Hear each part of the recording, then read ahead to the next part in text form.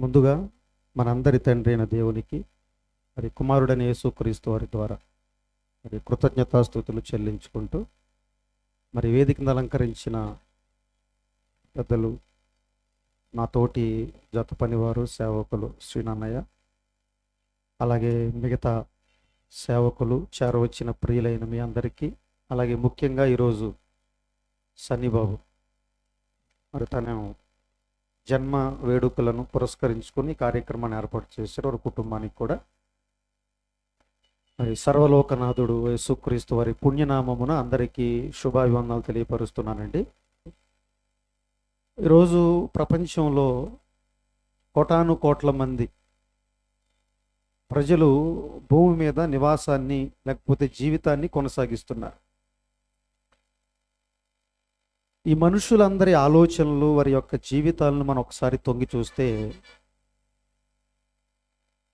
వారందరినీ కూడా ఎవరు పుట్టించారు, వారి బ్రతుకు పరమార్థం ఏమిటి, ఎందుకు భూమి మీదకి వచ్చి కొంతకాలం నేను బ్రతకాలి, ఎవరు నాకు ఈ జీవితాన్ని ప్రసాదించారు, ఈ పంచభూతాలు కలిగిన ఈ ప్రకృతి నాకు పాదాక్రాంతం ఎందుకు అయ్యింది అన్న ఆలోచనలు ఈ ప్రపంచంలో ఎవరికి లేవండి.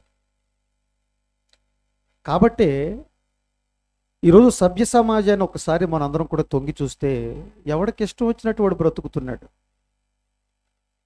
ఎవరికి ఇష్టం వచ్చినట్టు వారు మాట్లాడుతున్నారు. అందుకే ఈరోజు సమాజంలో మానవత్వం లేదు. ఇకపోతే సంఘాల దగ్గరికి వెళితే, సమాజాన్ని విడిచిపెట్టి సంఘం దగ్గరికి వెళితే సంఘాలలో దైవత్వం లేదు, సమాజంలోనేమో మానవత్వం లేదు, సంఘాల్లోనేమో దైవత్వం లేదు. ఎందుకు సంఘాల్లో దైవత్వం లేదు, ఎందుకు సమాజంలో మానవత్వం లేదు?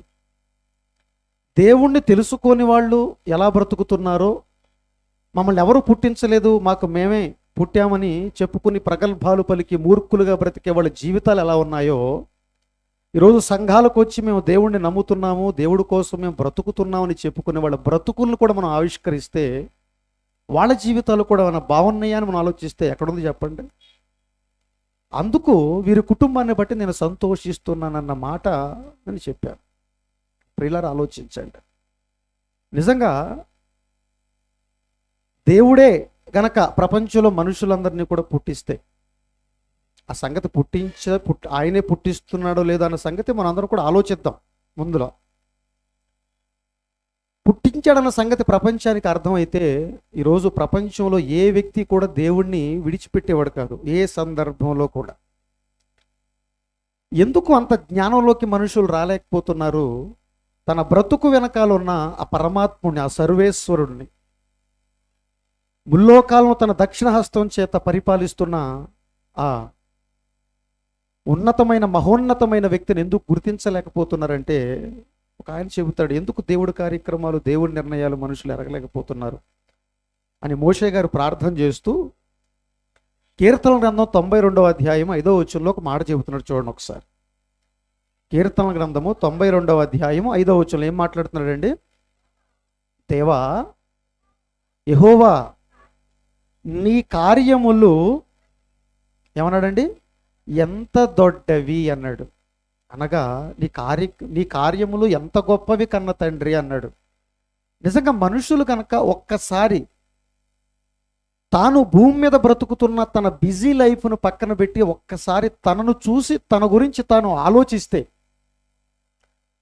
తన బ్రతుకు గురించి ఒక్క క్షణం లేకపోతే ఒక గంట, ఒక అరగంట సమయాన్ని వెచ్చిస్తే, తన జీవితం వెనకాల ఉన్న ఆయన లేకపోతే తన జీవితం వెనకాల ఉన్న ఎవరికి నిర్ణయాలు ఉన్నాయన్న సంగతి అర్థమయ్యేది. అలా లేరట. అదే చెబుతున్నాడు భక్తుడు. ఏమంటే, దేవా యెహోవా, నీ కార్యములు ఎంత దొడ్డవి కన్న తండ్రి, ఎంత గొప్పవి. అంటే దేవుడు కార్యక్రమాలు చాలా గొప్పగా ఉంటాయండి. మీరు వింటారు, ఎంత గొప్పగా ఉంటాయంటే దేవుడు చేసిన పనిని మనుషులు ఎవరు చెయ్యలేరు. గుర్తుపెట్టుకోండి, దేవుడు చేసే ఏ కార్యక్రమాన్ని కూడా మనిషి అనేవాడు, భూమి మీద పుట్టిన ఏ మనిషి కూడా చెయ్యలేడు. గుర్తుపెట్టుకోండి, దేవుడు మాత్రమే చేయగలగాడు. ఆయన కార్యక్రమాలు ఎంత గొప్పగా ఉంటాయంటే ఆలోచిస్తే ప్రతిదీ కూడా ఆశ్చర్యమే. దావీదు గారు అంటాడు కదండి, తండ్రి మా పట్ల నీకున్న ఆలోచనలు, తలంపులు ఎంత గొప్పవి కన్నా తండ్రి, అవి లెక్కించాలనుకుంటే బహు విస్తారంగా ఉన్నాయి, చాలా గొప్పగా ఉన్నాయి అవన్నీ కూడా అని ఆలోచించిన వాళ్ళకి మాత్రమే అర్థమవుతుందండి. అది జీవితాన్ని కేవలం అనుభవించే వాళ్ళకి ఏం అర్థమవుతుంది? ఆలోచించే వాళ్ళకి, విజ్ఞులకు మాత్రమే అర్థమవుతుంది. వాళ్ళు మాత్రమే తమ జీవితాలని సంస్కరించుకోగలరు. విజ్ఞులు మాత్రమే, అంటే దేవునిలో విజ్ఞులు మాత్రమే వారి కుటుంబాన్ని, వారి సమాజాన్ని, వారి సంఘాలని సంస్కరించుకోగలరు. యెహోవాని కార్యక్రమాలు ఎంత దొడ్డవి. తర్వాత ఏమన్నాడండి? ఏమన్నాడమ్మా?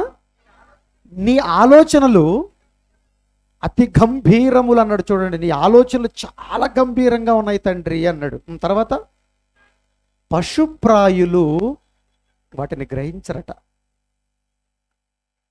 అంటే ఈ జీవితాన్ని ఎవరు ప్రసాదించారో, మనుషులు ఎలా బ్రతుకుతున్నారో, ఎవరి వలన బ్రతుకుతున్నారో, ఈ విషయాలను ఎందుకు గ్రహించలేకపోతున్నారు? ఎవరి ఆలోచనల ప్రకారం ఈ ప్రకృతి చక్రం అంతా కూడా నడుస్తుంది, ఎవరి ఆలోచనల ప్రకారం మనందరం కూడా భూమి మీదకి వచ్చామన్న సంగతి విజ్ఞులకైతే అర్థమయ్యేది, కానీ పశుప్రాయులు వాటిని గ్రహించరు అన్నాడు. చూడండి, ఎస్, ఈరోజు ప్రపంచం అంతా కూడా మేము జ్ఞానులు అని చెప్పుకుంటున్నారు. మేము ఆకాశంలోకి వెళ్ళిపోయామని చెప్పుకుంటున్నాడు, సముద్ర గర్భంలోకి వెళ్ళిపోయామని చెప్పుకుంటున్నాడు.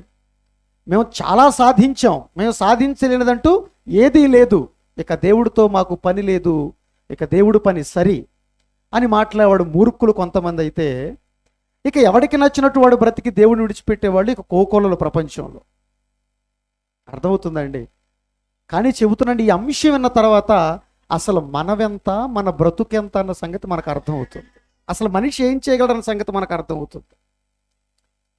అవి పశుప్రాయులు గ్రహించలేరు, వాళ్ళ వల్ల కాదు, వాళ్ళకి అర్థం కాదు. ఎందుకంటే వాళ్ళ మనోనేత్రాలు మూయబడ్డాయి.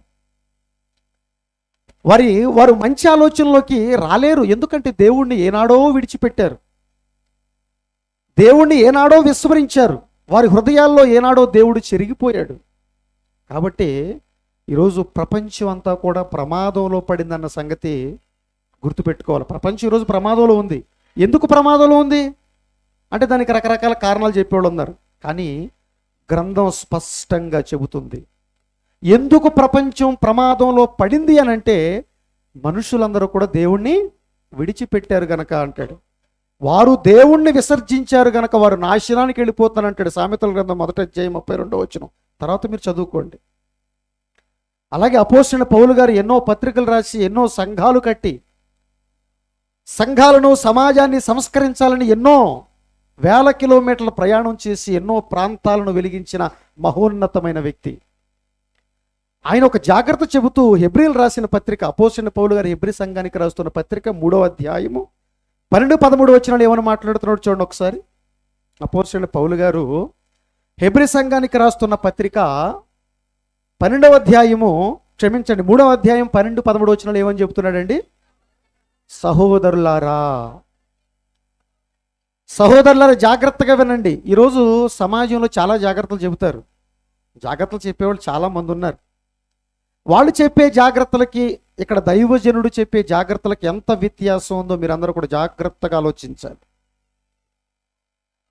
సహోదరులారా, జీవము గల దేవుణ్ణి విడిచిపోవునట్టి విశ్వాసములంటే నమ్మకము లేని దుష్ట హృదయం మీలో ఎవరికైనా ఉందేమో, ఒకవేళ ఉందేమో అని జాగ్రత్త. బీ కేర్ఫుల్ అన్నాడు. బీ కేర్ఫుల్, చాలా జాగ్రత్త. ఏమండి, మనం ఏదన్నా ప్రమాదం అంటే ఇక్కడ కరెంటు వైర్లు తెగిపడిపోయినా, లేకపోతే ఏదన్నా పెద్ద రోడ్లు అప్పుడప్పుడు తవ్వుతుంటారు కదా, హైదరాబాద్లో ఎక్కువగా రోడ్లు తవ్వుతుంటారు. అక్కడ బోర్డు పెడతారు, ఒక డేంజర్ గుర్తేస్తారు. ఒక పుర్రి బొమ్మ, 2 దాన్ని ఏమంటారు, ఎముకలు, బోన్స్ ఇలా పెట్టి డేంజర్ బొమ్మ రెడ్ అక్షరాలతో రాస్తుంటారు. అలా డేంజర్ పెడుతుంది, మన అందరూ తెలుసు. కానీ ఇక్కడ పౌలు గారు ఏం చెప్తున్నాడు? ఒకవేళ గనక మీరు జీవము గల దేవుణ్ణి విడిచిపెట్టి నమ్మకము లేని, విశ్వాసము లేని దుష్ట హృదయం ఒకవేళ ఎవరికైనా ఉండునేమని జాగ్రత్త చూసుకోండి. జాగ్రత్త, ప్రమాదం అది, మీకు శ్రేయస్కరం కాదది.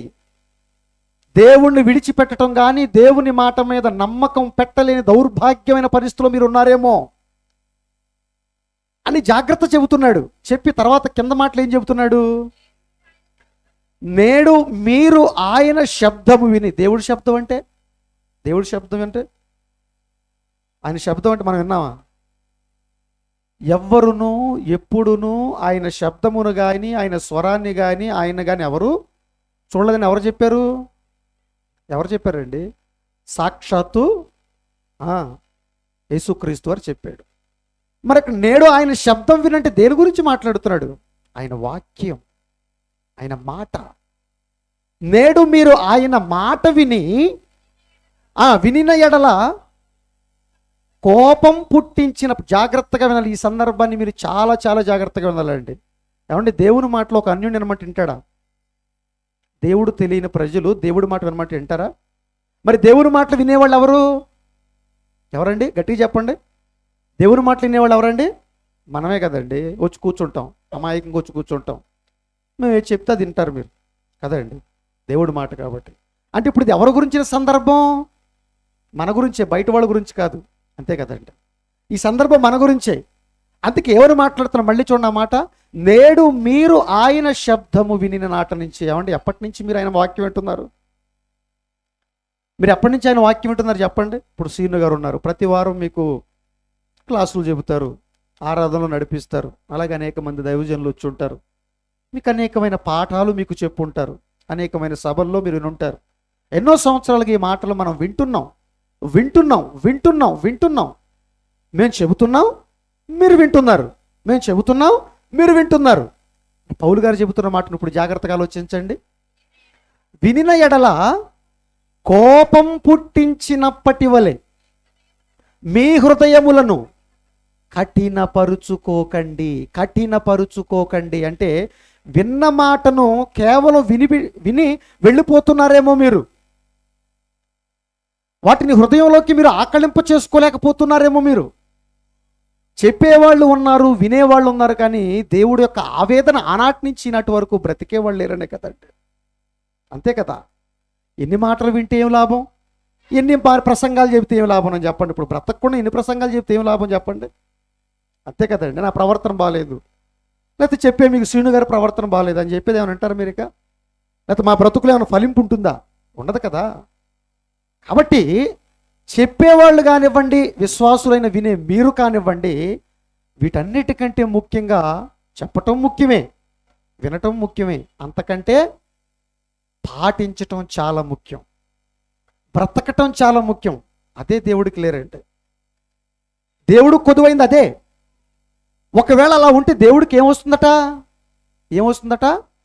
ఒకవేళ మనం ఇలాంటి మాటలు వినేసి కేవలం నామకార్థంగా బయటికి వెళ్ళి మనం ఇష్టానుసారంగా బ్రతికితే ఎవరు కోపం వస్తుంది? మాకు కోపం వస్తే పెద్ద దాన్ని ఏమంటారు, దానివల్ల పెద్ద మీకు నష్టమే లేదు. మా కోపం వస్తే ఏమైనా నష్టం? మీకు ఏమీ లేదు. ఎవరు కోపం వస్తే నష్టం? దేవుడు కోపం వస్తే చాలా నష్టం. అది కూడా మనిషికి తెలియదండి. దేవుడు కోపం వస్తే ఎలా ఉంటుందో మనిషికి అర్థం కాలేదు. లేకపోతే ఈరోజు ప్రతి మనిషి కూడా వెన్నులో వణుకు పుట్టి జాగ్రత్తగా బ్రతికేవాళ్ళు. అర్థమవుతుందా? ప్రియమైన దేవుని పిల్లలారా, జాగ్రత్తగా ఆలోచించండి. ఎన్నో మాటలు వింటున్నాం, ఎన్నో పాఠాలు వింటున్నా ఈరోజు క్రైస్తవ సమాజానికి కూడా బ్రతుకు పరమార్థం ఏంటో అర్థం కాని పరిస్థితుల్లో, దేవుని మాట ప్రకారం వారు బ్రతుకుని కట్టుకోకుండా ఇష్టానుసారంగా బ్రతుకుతున్న తరుణంలో ఇప్పుడు దేవుడు ఏం చేయాలి చెప్పండి? ఇప్పుడు వీళ్ళకి అర్థమైందా? ఇప్పుడు చెప్పిన మాట వినకుండా ఇష్టానుసారంగా బ్రతుకుతున్నారంటే నిజంగా మమ్మల్ని పుట్టించింది దేవుడే అన్న సంగతి మనకు అర్థమైతే అలా మనం బ్రతికేవాళ్ళమా? అలా జీవించేవాళ్ళమండి? కాదు కదండి. ఇలా దేవుడు తెలియని ప్రజలు కానీ దేవుడు తెలుసుకున్న వాళ్ళు ఆధ్యాత్మిక ప్రగతి సాధించలేని అంధవిశ్వాసులుగా ఉండిపోయారు, స్పృహ కోల్పోయారు. ఒక మాటగా చెప్పాలంటే ఆధ్యాత్మిక స్పృహను కోల్పోయారు. అప్పుడప్పుడు అంటాం చూసారండి, వీడికి సామాజిక స్పృహ లేదండి, వీడికి మానవతా స్పృహ లేదండి అంటుంటారు చూసారండి. అవి అప్పుడు ఉంటాం. కానీ ఈరోజు దేవుడిని నమ్ముకున్నామని చెప్పుకున్న ప్రజలకి ఆధ్యాత్మిక స్పృహ లేదు. అందరూ స్పృహ కోల్పోయారు, ఈ భావజాలాన్ని కోల్పోయారు. నిజంగా ఈ భావజాలాల్లో క్రైస్తవుల హృదయాల్లో నిండుకుని ఉంటే సభ్య సమాజం చాలా బాగుండేది, సంఘాలు చాలా బాగుండేవాడు. ఈ మాటలు మనం మాట్లాడుకునేవాళ్ళం కాదు, ఈ మాటలు దేవుడు వ్రాయించేవాడు కాదు. ప్రియమైన దేవుని పిల్లలు, అందుకే ఈ భూమి మీద పుట్టిన ప్రతి మనిషి కూడా నన్ను ఎవరు పుట్టించారన్న సంగతి ఖచ్చితంగా తెలుసుకుని తీరాలి. నన్ను ఎవరు పుట్టించారు, నా తల్లి గర్భంలో నన్ను ఎవరు నిర్మించారు, ఈ అందమైన రూపం వెనకాల, ఈ బ్రహ్మాండం వెనకాల ఎవరున్నారన్న సంగతి ప్రపంచంలో ప్రతి మనిషి తెలుసుకోవాలని ఇదిగో దైవ జ్ఞాన గ్రంథమైన, సత్యవేద గ్రంథమైన ఇందులో ఎన్నో మాటలు మన కోసం వ్రాయించాడండి. అందులో కొన్ని మాటలు చూద్దాం. చూడండి, కీర్తన గ్రంథం 90వ అధ్యాయం. కీర్తన గ్రంథము 90వ అధ్యాయము, కీర్తన గ్రంథం 90వ అధ్యాయము 3వ వచనంలో ఏమని మాట్లాడుతున్నాడు జాగ్రత్తగా ఆలోచించండి. 100వ కీర్తన, క్షమించండి, కీర్తన గ్రంథము 100వ అధ్యాయము 3వ వచనం జాగ్రత్తగా చదవండి. ఇప్పుడు చెబుతున్నాడు, జాగ్రత్తగా ఆలకించండి, జాగ్రత్తగా ఆలోచించండి. ఈ ప్రపంచానికి చెబుతున్నాడు, అందరికీ చెబుతున్నాడు, మనకి చెబుతున్నాడు. యెహోవాయే, ఎవరు? యెహోవాయే, ఆయనే దేవుడు. గుర్తుపెట్టుకోండి, ఆయన మాత్రమే దేవుడు, ఇంకెవరు దేవుడు కాదు. ఓకే, ఆయనే దేవుడు. ఆయన్నే మనలను పుట్టించెను. ఎవరు పుట్టించారట? ఆయన్నే మనల్ని పుట్టించను. ఈరోజు భూమి మీద అడుగుతారండి, ఏమండి మీకు ఎంతమంది పిల్లలంటే మాకు 2 పిల్లలండి. మేమే పుట్టించామండి. ఒక తల్లి మాట్లాడుతుంది, గంపెలు కండలేసి నేను కన్నానండి అని మాట్లాడుతుంది. మేము కన్నాం, మాకు 2 పిల్లలండి. ఈ భావజాలాన్ని క్రైస్తవ సమాజంలో కూడా మనం చూస్తుంటాం. కానీ కన్నది మనమా అండి? ఒకనాడు యాకోబు గారు నిజంగా తన అన్న దగ్గరకు వచ్చినప్పుడు, చాలా సంవత్సరాల తర్వాత తిరిగి అన్న దగ్గరకు వచ్చినప్పుడు కుశల ప్రశ్నలు అడుగుతున్నప్పుడు ఒక మాట చెబుతాడండి. తర్వాత సందర్భం మీరు చదువుకోండి, ఆదికాండం 32-40 అధ్యాయాల మధ్యలో ఉంటుంది అనుకుంటా. ఐ థింక్, నాకు కరెక్ట్గా ఐడియా లేదు, రెఫరెన్స్ చెబుతాడు. నీ సేవకు అంటే నీ తమ్ముడు అయిన నాకు నీ సేవకుడుకు దేవుడు అనుగ్రహించిన సంతానం అని మాట్లాడతాడు. దేవుడు ఇచ్చాడు, దేవుడు కలిగించాడు, దేవుడు పుట్టించాడని మాట్లాడతాడు. అట్లాంటి మాట ఎక్కడైనా క్రైస్తవ సమాజంలో మనం వింటామండి? ఈ క్రైస్తవులు మనమే మాట్లాడకపోతే సమాజం ఎవడు మాట్లాడతారు చెప్పండి? ఈ బలమైన నినాదాన్ని మనమే సమాజంలోకి తీసుకెళ్ళలేకపోతే, మనమే మన కుటుంబాలకి నేర్పించలేకపోతే ఇక సమాజంలో ఎవరు గ్రహిస్తారు? సమాజంలో అసలే పశుప్రాయులయ్యే. పశుప్రాయులు ఏం చేస్తారు చెప్పండి? పశువులు ఏం చేస్తాయి? దాని దగ్గరికి వెళ్తుంది, గడ్డి పెడతాకి వెళ్తాం అనుకోండి, అది కొమ్మిస్తుంది. ఎందుకంటే దానికి తెలియదు. అలాగే సమాజానికి మంచి మాటలు చెబుతాకెళ్తే ఎవడో ఎండండి వింటాడా? వినకుండా ఏం చేస్తాడు? పైకి తిరగబడతాడు, ఇరగబడతాడు. ఏం చేస్తామని చెప్పండి? దౌర్భాగ్యం. ఏమండి, చెడు మాటలు చెబితే అడ్డుకున్నాడు ఎవడు లేడు, చెడ్డ కార్యక్రమాలు చేస్తే అడ్డుకున్నాడు ఎవడు లేడండి. ఈ సభ్య సమాజాన్ని పాడు చేసే ఎన్నో విపరీతమైన కార్యక్రమాలు ఈ సమాజంలో జరుగుతున్న వాటిని అడ్డుకునే నాదుడు ఉన్నాడా అండి? వాటిని అడిగేవాడు ఉన్నాడా అండి? ఈరోజు భారతదేశంలో స్త్రీల మీద అఘాయిత్యాలు జరుగుతున్నాయి. ఎవడైనా గొంతెత్తి మాట్లాడతాడా? మాట్లాడ్డు.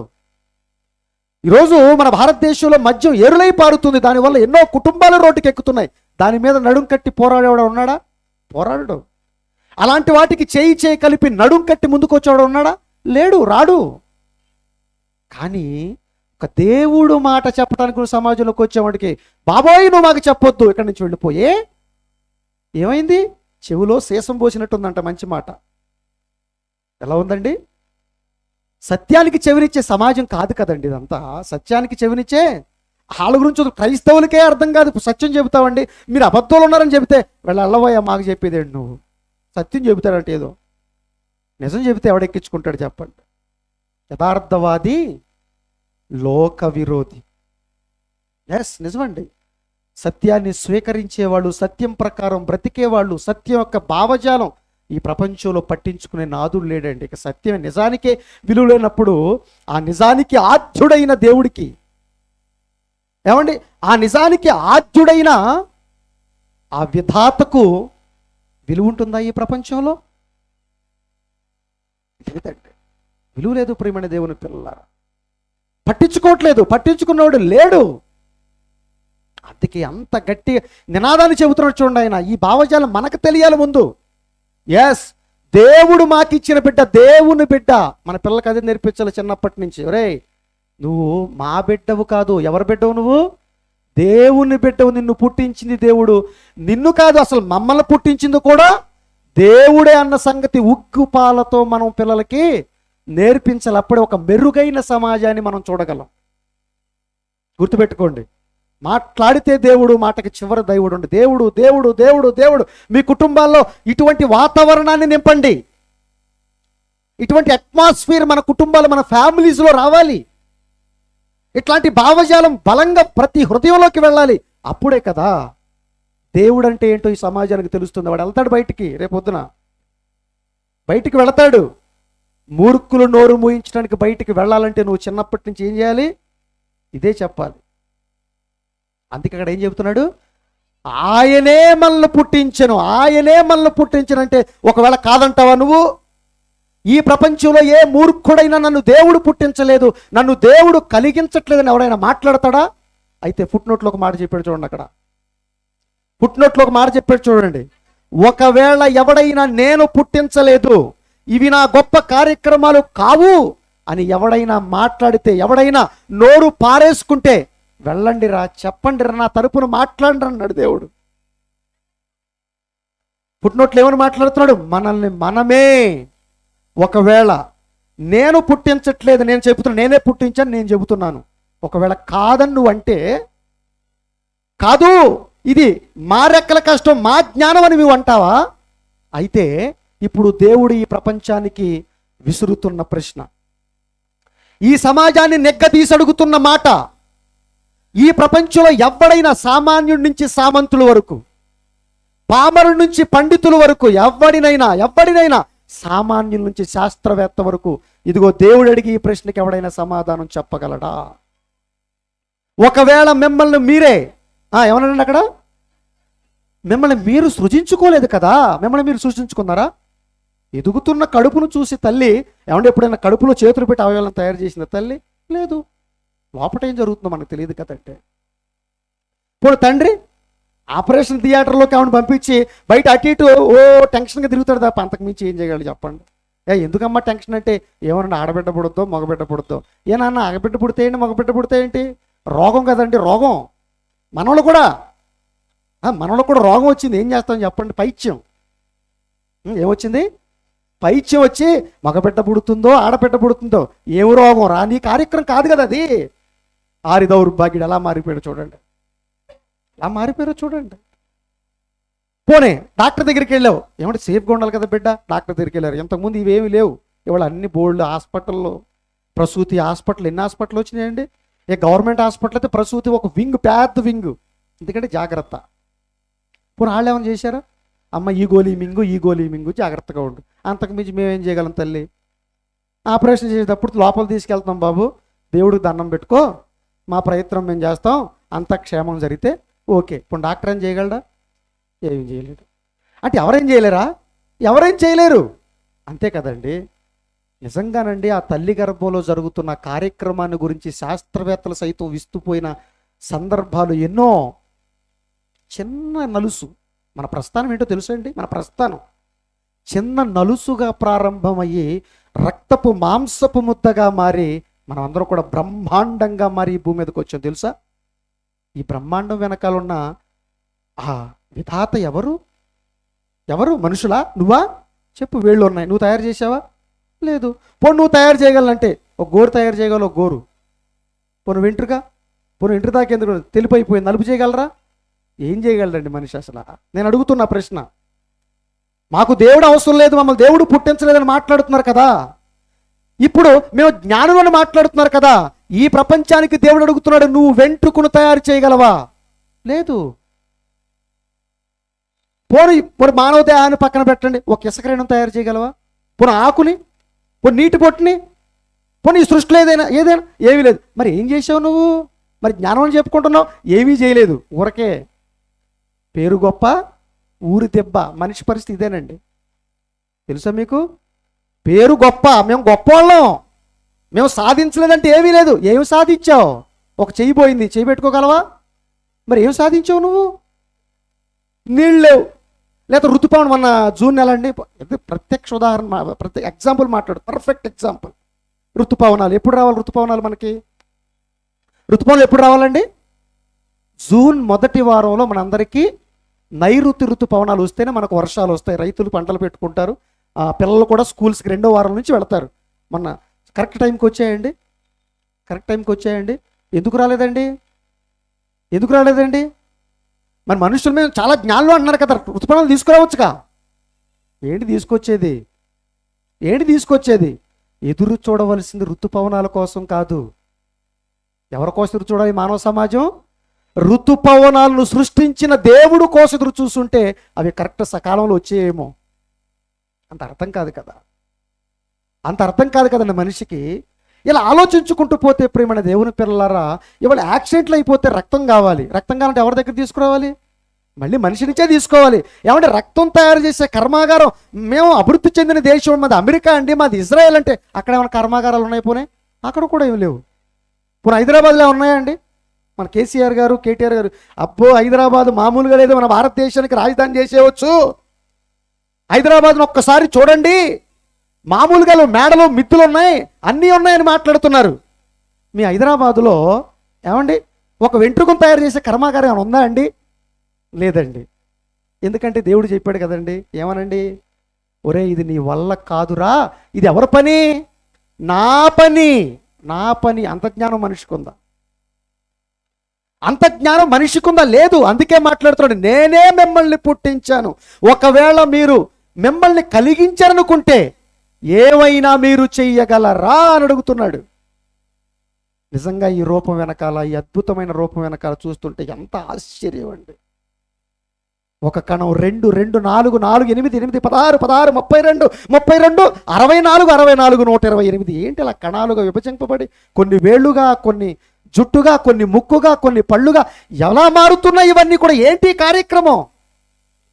పశుప్రాయులు వాటిని గ్రహించరు. నువ్వు మనిషివైతే, నువ్వు మనిషిగా బ్రతికితే కనీసం కొద్దో గొప్ప అర్థమయ్యేది. ఎవరిచ్చారు ఈ అవయవాలను? ఎవరిచ్చారు? ఒకవేళ మనం అందరం కూడా ఏమండి ఈ చెయ్యి గనక ఇలా ఇలా తిరగట్లేదు అనుకోండి, ఇలా వేళ్ళు ముడుచుకోవట్లేదు అనుకోండి, అన్నం ఎలా తింటావు? అన్నం ఎలా తింటావు? ప్రొక్లేన్ లాగా ఇలా ముంచి ఇలా ముఖం మీద కొట్టుకోవాలి మనం. అంతే కదండి, అంతే కదండి. సీను గారిని మన వేది మీద పిలిచారు, ఇప్పుడు కాళ్ళు వంగట్లా, ఎలా కూర్చోవాలి? ఇప్పుడు ఇక్కడ నేను రోబోలో ఇలా నడవాలి ఇక్కడ. మరి అర్థం కావట్లేదా మనిషికి? అర్థం కావట్లేదా? అర్థం అయితే కూర్చున్నవాళ్ళు, దేవుని పాదాల దగ్గర కూర్చున్నవాళ్ళు మనిషి, అమ్మో నిజమే తండ్రి, ఇది నీ కార్యక్రమం, నువ్వే తండ్రి. ఇలా ఆలోచిస్తే ప్రేమని దేవుని పిల్లలు ఎన్నండి, ఎన్నండి చెప్పండి. అదే మాట్లాడతారు. ఇర్మియా గ్రంథం కూడా చూడండి, ఈ సందర్భంలో ఆ మాటను కూడా చూడండి. ఇర్మియా గ్రంథము 5వ అధ్యాయము, ఇర్మియా గ్రంథం 5వ అధ్యాయం 24వ వచనం ఏం చెప్తున్నా చూడండి ఒకసారి. ఇర్మియా గ్రంథం 5వ అధ్యాయం 24వ వచనం ఏం చెప్తున్నా చూడండి ఒకసారి.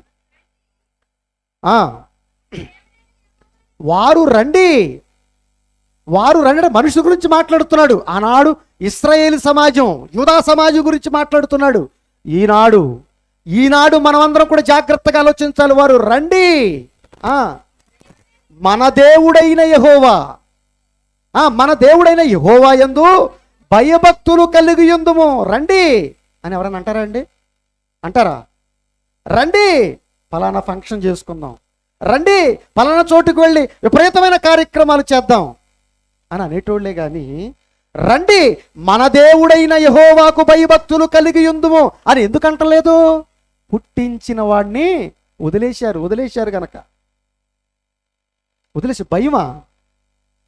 భయమా? ఒకడు అంటున్నాడు, నా కాంపౌండ్లో కుక్కకు కూడా తెలియదంట. తెలీదు కుక్కకు భయం లేదు. ఎవడ చెప్పాడు నీకు? ఎవడ చెప్పాడు ఈ అజ్ఞానాన్ని? కుక్కకు భయం లేదా? కుక్కకు భయం లేదా? ఆనాటి నుంచి ఈనాటి వరకు కుక్కకి ఏ కట్టడ పెట్టాడో దాన్ని ఎప్పుడైనా అతిక్రమించిందా అండి? అది కుక్క అతిక్రమించిందా? కుక్కకి ఏ పని ఉంటే అదే పని. గేదెకి ఏ పని? గడ్డి తినాలి. గడ్డి తిని ఏమి ఇవ్వాలి చెప్పండి? గట్టికి ఏమి ఇవ్వాలి? పాలు ఇవ్వాలి. అదేనా పని? మీ తాతలకి అదే ఇచ్చిందా? మీ ముత్తాతలకి, మీ తండ్రులకి, మీకు, మన పిల్లలకి ఏం మార్పు ఉందా? భయం లేకపోతే అలా ఎందుకు ఉంటుందండి? భయం ఉంది కాబట్టి ఆమె గడ్డి తిని పాలు ఇవ్వాలి నాకు తెలిసింది, అర్థమైంది. మరి మనం గడ్డి తింటామా? మరి ఏం తింటామండి? రేషన్ బియ్యం కూడా కాదు, సోనా మసూరు బియ్యం తింటాం. మరి అన్నం తినే పనులు చేస్తున్నామా, గడ్డి తినే పనులు చేస్తున్నాం? చెప్పండి. ఇప్పుడు భయం ఎవరికి లేదు? కుక్కకా మనకా? చెప్పండి గట్టిగా, కుక్కకా మనకా? మనకి భయం లేదు. మనకి భయం లేదండి. సృష్టిలో ప్రతి దానికి భయం ఉంది, భూమికి భయం ఉంది. కాబట్టి రోజుకు ఎంత తిరగాలి? రోజుకి 24 గంటలు పర్ఫెక్ట్గా, అంతే.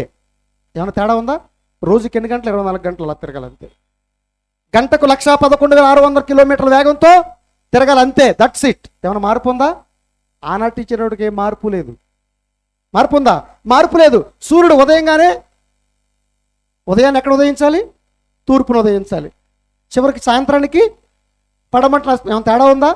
ఏ తేడా లేదు. అందుకే అంటాడు, సృష్టిలో వాటికిచ్చిన కట్టడను ఏది కూడా అతిక్రమించలేదు అంటాడు 144 కీర్తనల. తర్వాత చదువుకోండి. కానీ అతిక్రమించినవడు అంటే పుట్టిన వాటిలో ఎక్కడా తేడా లేదు. కానీ కంటే పుట్టినవాడు చూడండి, దుర్మార్గుడు, కంత్రిగాడు. ఎవడాడు? కంటే పుట్టినవాడు కంత్రిగాడిగా మారిపోయాడు కనుక ఆయన పట్టించుకోవట్లేదు అనమాట.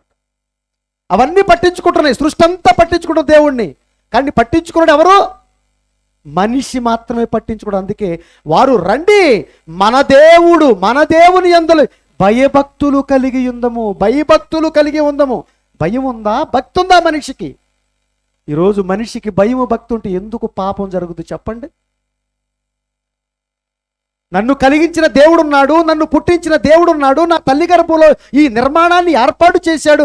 అమ్మో, ఈ అవయవాలతో నేను తప్పు చేయకూడదు అని పట్టించుకుని తన జీవితాన్ని భద్రం చేసుకున్నాడు ఎంతమంది అండి? ఆ భయం లేదు కనుక ఈ పవిత్రమైన అవయవాలతో అపవిత్రమైన కార్యక్రమాలు చేయటం లేదా? ఎందుకు? దేవుడని ఆయన ఒకడు చూస్తున్నాడు. ఒకానొక రోజున తొక్కి బట్టి నార తీస్తాడన్న భయం ఉందా మనిషికి? పట్టించుకోవట్లేదు కాబట్టి విచ్చలవిడి పాపం. వాడు రండి మన దేవుడైన యెహోవా యందు భయభక్తులు కలిగి ఉందుము. ఆయనే, మళ్ళీ చూడండి పదాలు చూడండి, బైబిల్లో ఎక్కడ మాట్లాడు. ఆయనే తొలకరి వర్షమును, ఋతుపవనాలు తీసుకొచ్చేది ఎవడు? ఆయన. ఒకానొక రోజున మన ఆంధ్ర రాష్ట్రం, ఉమ్మడి ఆంధ్ర రాష్ట్రం, తెలంగాణ ఆంధ్ర రాష్ట్రం కలిసి ఉన్నప్పుడు మాజీ ముఖ్యమంత్రి వర్యులు, ఈరోజు భూమి మీద లేడైనా, ఎవరైనా డాక్టర్ వైఎస్ రాజశేఖర రెడ్డి గారు రైతుల యొక్క హృదయం యొక్క ఆ ఆవేదనను తెలుసుకుని వీళ్ళకి ఎప్పటికీ వర్షం లేని కొదవ ఉండకూడదు, పంటలు ఎప్పుడు బాగా పండాలని మేఘమదనం అనే కార్యక్రమాన్ని తీసుకొచ్చాడు కొన్ని కోట్ల రూపాయల ప్రాజెక్టుతో. ఏమైంది? తొలకరి వర్షాన్ని మనిషి తీసుకురాగలడా? ఇజ్రాయెల్ దేశం నుంచి ఆ టెక్నాలజీని తీసుకొచ్చాడు. అందులో ఏమయ్యాడు? కోట్ల రూపాయలు నీటిలో పోసిన, బూడిదలో పోసిన పన్నీర్ అయింది. కానీ అందులో అతను విఫలమైపోయారు. అందుకే చెబుతున్నాను, దేవుడు చేసే ఏ కార్యక్రమంలో కూడా మనిషి ఎప్పుడు కూడా వేలు పెట్టకూడదు, ఎవరైనా కానివ్వండి. ఎందుకంటే దేవుడు చేసే పనులు మనుషులు చెయ్యలేరు. అది బిడ్డ అయినా కానివ్వండి, అది ఆకైనా కానివ్వండి, ఒక చెట్టు అయినా కానివ్వండి, ఈ ప్రకృతిలో ఏదైనా కానివ్వండి, అన్నీ కూడా ఇచ్చింది చేసింది దేవుడు. దట్స్ ఇట్, మనుషులు కాదు. అందుకే మీరు చేయలేరు, మీరు ఎన్ని చేసినా విఫలం అయిపోతారు, అంతే. అర్థమవుతుందా అండి? అర్థమవుతుందా? అందుకే చెబుతున్నాడు, ఆయనే తొలకరి వర్షమును, ఆయనే కడవరి వర్షమును, దాని కాలముల. అంటే ఏ కాలంలో ఏది రావాలో. ఈ కాలంలో వేసవి. ఏంటండి ఎండలో ఇవాళ నిన్న చూస్తుంటేనండి మాట్లాడుతున్నారు అందరూ, ఏంటండి ఎండలో వేసవి కాలం కన్నా మండిపోతున్నాయి. ఏంటండి మండిపోతున్నాయి? మరి మనం ఎందుకు కాలాలు గత్తెప్పాయి? ఎందుకు కాలాలు ఈ మార్పులు వచ్చాయి? ఎందుకు? ఇది వర్షాకాలమా, ఇది శీతాకాలమా, లేకపోతే ఇది ఏ కాలం? ఇది ఆ కాలాలు ఏం కనపట్ల, అంతా పోయే కాలమే మనకు కనపడదు. నిజమేనండి. ఏది వర్షాకాలం, ఏది శీతాకాలం?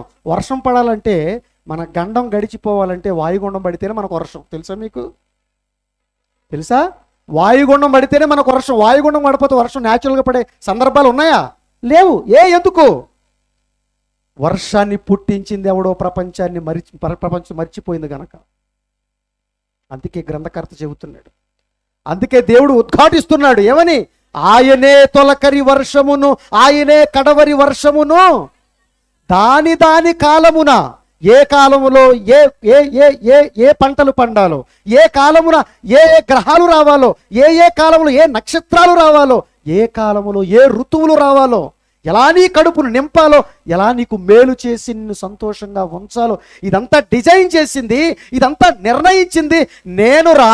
నేను నేను నేను నిన్ను కాదు, నువ్వు బ్రతకటానికి కలిగించింది కూడా నేనే. అది మర్చిపోయారు. కనుక అక్కడ ఏమన్నారు చూడండి, ఆయనే తొలకరి వర్షమును, ఆయనే కడవరి వర్షమును, దాని దాని కాలములను కురిపించువాడు కదా. తర్వాత నిర్ణయింపబడిన కోతకాలములను, వారములను ఆయన మనకు రప్పించునని తమ మనసులో అనుకోవట్లేదట. ఇదంతా ఎందుకు చెప్పాడు తెలుసా? పైనుంచి వీళ్ళెవరు, ఏ లిస్ట్ ఇది? పట్టించుకోనో లిస్టు. వర్షం పడింది, అనుభవించారు. పంటలు పండింది, బాగా మింగారు. ఏమన్నా అన్నీ వచ్చిన అన్ని తను అనుభవించారు. కానీ పుట్టించింది ఎవరు? దేవుడు కాదు, కలిగించింది దేవుడు కాదు అని అనుకోరట. నేను చెబుతున్న మాట కాదండి, దేవుడు చెబుతున్న మాట. ఆకాశం ఆలకించు, భూమి చెవియొగ్గు, నేను పిల్లల్ని కన్నాను, పెద్దవాళ్ళని చేశాను, వృద్ధిలోకి తీసుకొచ్చాను, కానీ వారు నన్ను పట్టించుకోవట్లేదు. ఈ బాధ ఎవరికి అర్థమవుతుంది చెప్పండి? ఈ ఆవేదన ఎవరికి అర్థమవుతుంది చెప్పండి? ఈ ప్రపంచంలో ఈ బాధ నీకు చెబితే అర్థం కాదని బాగా వినాలండి. ఈ బాధ మీకు చెబితే అర్థం కాదు. అందుకే ఏ కడుపు కోతతో నేను ఈ బాధను అనుభవిస్తున్నానో, ఏ కడుపు తీపు మీకు అర్థం కావాలని నేను అనుకుంటున్నానో, ఏ గర్భ కోత ఎలా ఉంటుందో మీకు అనుభవంతో రావాలని దేవుడు మన గర్భాలను పండించాడంటే. మనల్ని అమ్మను చేశాడు, మనల్ని నాన్నను చేశాడు, మాతృత్వపు అనుభూతిని కలిగించాడు. అమ్మ అని పిలిచినప్పుడు, నాన్న అని పిలిచినప్పుడు పొంగిపోయావే, ఆనందపడ్డావే. అమ్మా నాన్నాన్ని నీ చుట్టుపక్కల తిరుగుతున్నప్పుడు అపో అపో అని పొంగిపోయావే. నీ పిల్లల కోసం, నా కొడుకు నా కూతురని నీ పిల్లల కోసం నీ రెక్కల కష్టాన్ని ధారపోసి, వాళ్ళందరి కోసం నీ రెక్కల కష్టాన్ని ధారపోసావే. నీ యావదాస్తిని కూడా పదాక్రాంతం చేశావే. అంతే కదండి. పిల్లలు పట్టించుకుంటే ఎవరిని పట్టించుకుంటామండి? మనల్ని, మన కడుపును పుట్టిన పిల్లల్ని పట్టించుకున్నట్టు ఎవరినైనా మనం పట్టించుకుంటామా? పట్టించుకోవటం అంటే ఏంటో చెబుతున్నాను మీకు నేను. నా కొడుక్కి ఉద్యోగం రావాలండి, ఎంత ఖర్చైనా పర్లా. ఎక్కడ చదివించాలి? ఎక్కడ చదివించాలి? మంచిగా నా కొడుకుని చదివించుకోవాలి, నా కూతురుని చదివించుకోవాలి. పట్టించుకున్నావు, వెరీ గుడ్, నేను కాదనట్లా. ఏదో అపశృతి దొరికింది, ఎంత ఖర్చైనా పర్లేదు, నా ఇల్లు అమ్మినా పర్లేదు, నా బిడ్డ మాత్రం క్షేమంగా ఇంటికి తిరిగి రావాలి. ఉన్నతమైన బట్టలు కొనాలి, ఉన్నతమైన ఆట బొమ్మలు కొనాలి, అవసరమైతే బైక్ కొనాలి, అవసరమైతే కారు కొనాలి.